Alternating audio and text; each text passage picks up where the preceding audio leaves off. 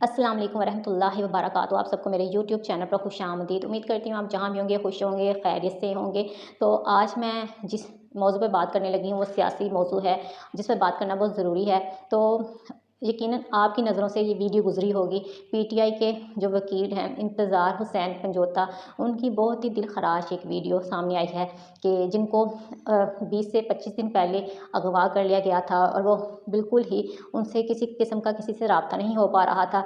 तो अचानक ही वो मंज़र आम पर आ चुके हैं और उनकी जो हालत है वो नहायत ही बहुत ही ख़राब थी और वो मुसलसल रोते जा रहे थे और वो काफ़ी टॉर्चर का शिकार थे। उन पर काफ़ी ज़्यादा जिस्मानी और ज़हनी तशद्दुद किया गया है। तो ये बात याद रखें, कितने अफ़सोस की बात है जिस मुल्क में पढ़े लिखे लोगों को, चाहे वो उस्ताद हो, चाहे वो सहाफ़ी हो, चाहे वो वकील हो या किसी भी शोबा ज़िंदगी से उसका ताल्लुक़ हो, तो उसके साथ ऐसा करना बहुत ही अफ़सोस की बात है कि जिस माशरे में तालीम याफ़्ता लोगों की इज़्ज़त ना की जाती हो और उनके साथ इस तरह का रवैया किया जाए तो वो माशरा कभी तरक्की नहीं कर सकता। तो अगर आप सियासी मुखालफत भी किसी की रखते हैं और सियासी मुखालिफ होने के बावजूद अगर आप इस चीज़ को गलत नहीं कहते, तो इस चीज़ को समझें कि आप में इंसानियत की कमी है।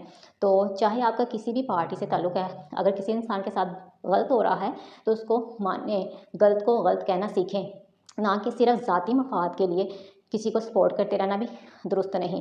तो माशरे की तबाही यहीं से शुरू होती है कि जहाँ पर इस तरह तालीम याफ़्ता और हुनरमंद अफ़राद को इस तरह उनके साथ रवैया रखा जाए, तो ऐसा माशरा बहुत जल्द ही तबाह बर्बाद हो जाता है। क्योंकि जो माशरा है वो तालीम याफ़्ता और पढ़े लिखे लोगों से बनता है, जिनके अंदर शऊर हो, जिनको हर चीज़ का पता हो, जिनके अंदर शऊर हो, जिनको हर चीज़ का इल्म हो। तो इस चीज़ को जितना भी इस पर अफ़सोस किया जाए कम है। तो ये चीज़ मुझे बहुत इस चीज़ पर अफ़सोस हुआ कि हमारे माशरे में कोई भी इंसान महफूज नहीं है। लाइक हर किसी के साथ इस तरह का रवैया किया जा रहा है, चाहे वो किसी भी शोबा ज़िंदगी से उसका ताल्लुक़। इस चीज़ को भी याद रखें कि जो अवाम की ताकत है वो बहुत ताकतवर चीज़ होती है। अवाम, किसी भी मुल्क की अवाम बहुत ताकत रखती है। अवाम अपने हकूक़ के लिए लड़ती है, वो इकट्ठी बाहर निकलती है और अपने राइट्स के लिए लड़ती है, तो वो अवाम ज़रूर कामयाब हो जाती है। ऐसे लोग ज़रूर कामयाब हो जाते हैं, ऐसा माशरा ज़रूर कामयाब हो जाता है। तो आप लोगों को हमेशा यही सुनने को मिलता है कि हमारा मुल्क में बेरोज़गारी बहुत है, यहाँ पर जो हुनरमंद अफ़राद हैं उनकी तादाद कम है। तो ये हमें गलत पढ़ाया गया है। पाकिस्तान में हमारी आबादी जो है 70% यूथ पर है। हमारी जो अवाम है 70% नौजवान तबके की तादाद हमारे मुल्क में बहुत ज़्यादा है और किसी भी माशरे की तरक्की में उसका जो यूथ है वो बहुत अहम किरदार अदा करती है। जो यूथ होती है वो बहुत अहम किरदार अदा करती है किसी भी मुल्क की तरक्की में। लेकिन हमारे यहाँ बदकिस्मती से जो यूथ है उसके अंदर नाउमीदी और मायूसी पैदा कर दी गई है और वो मुख्तलिफ़ किस्म की ज़हनी बीमारियों का भी शिकार होती जा रही है। तो इस चीज़ को समझें। और ये कहा जाता है कि मुल्क में ज़खायर नहीं है। अल्लाह पाक ने पाकिस्तान को ज़खायर से नवाज़ा हुआ है।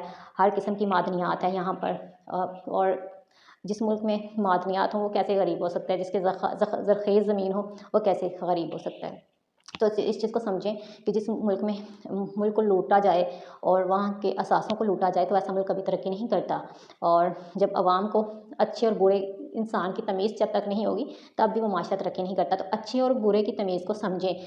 आप उस शख्स को देखें कि जो ईमानदार है, उस चीज़ को सीखने की कोशिश करें, समझने की कोशिश करें कि कौन हमारे लिए बेहतर है, ना कि ज़ाती पसंदीदगी की बुनियाद पर या ज़ाती मफादात की बुनियाद पर आप गलत को गलत ही ना कहें। तो ये बहुत गलत बात है, इस चीज़ को समझें, वरना इससे आपकी आने वाली नस्लें भी तबाह होंगी। तो ये था मेरा आज का व्लॉग। इंशाल्लाह नेक्स्ट नए व्लॉग के साथ फिर हाज़िर होंगी। तब तक के लिए अल्लाह हाफ़िज़।